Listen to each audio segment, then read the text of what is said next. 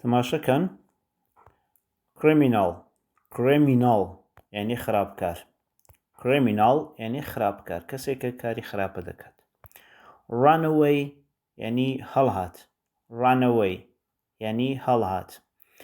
from یعنی لە The criminal ran away from the police.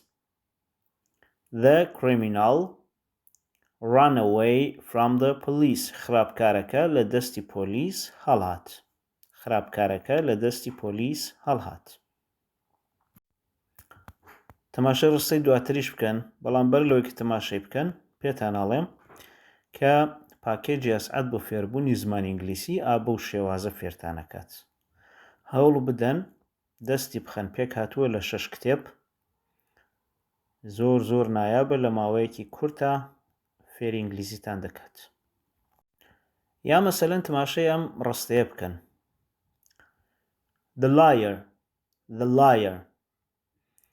The liar یعنی وەکیلەکە. spoke یعنی قسەی کرد.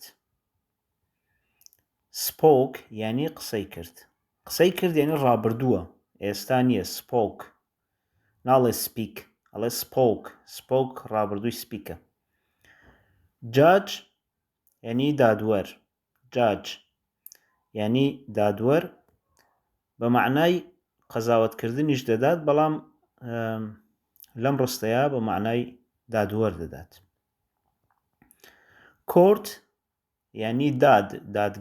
court یعنی دادگا.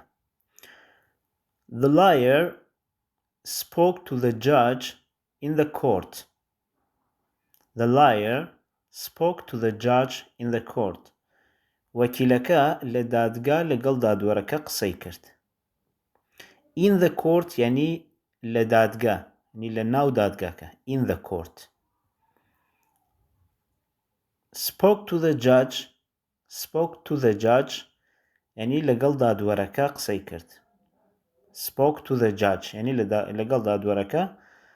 کرد. The liar یعنی وەکیلەکە. مەڵێن لاوێر، واوەکەی لێە مەخەنەوە، بێ بڵێ liar. سپاستانەکەم، هیوادارم لایک و سابسکرایبتان لەبیر نەچێت